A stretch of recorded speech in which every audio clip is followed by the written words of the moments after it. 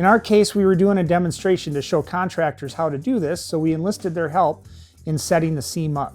So now that we have the edge of the turf trimmed up and ready for the seam, let's go ahead with the seaming process. So the first thing you need to do in the seaming process is to lay the two pieces of turf together, get them dry fit and tight up against each other.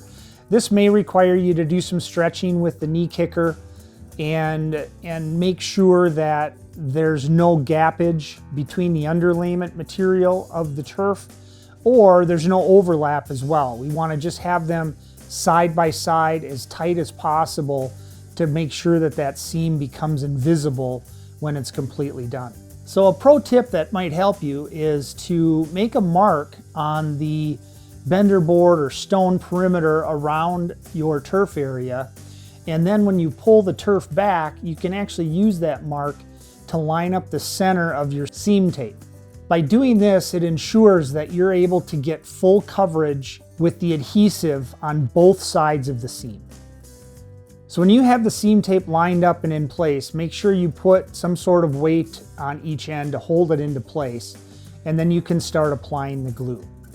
Important to note that this glue is incredibly sticky and will stick to everything, including your hands and your clothes, and especially the turf if you get it in. So we want to make sure that we are extremely clean during this process.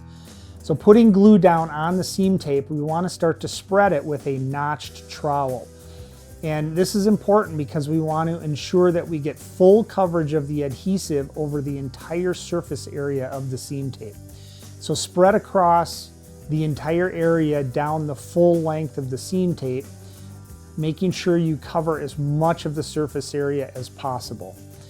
But at the same time, we want to make sure we don't have too much glue left on the surface, because as you put the two pieces of turf down into the adhesive, we don't want to have any adhesive seeping up through the joint.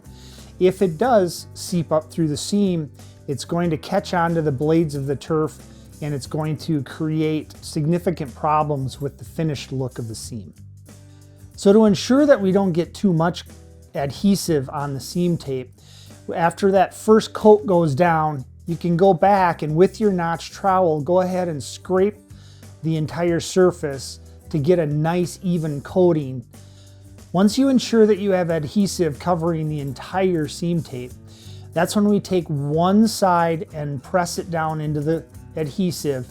And the reason we need more than one person for this is now as we lay down the second side of the turf, we want to maintain the one edge pulled back, and one person can lay the turf in a small amount at a time. One person can hold that turf back, making sure it doesn't fall into the adhesive.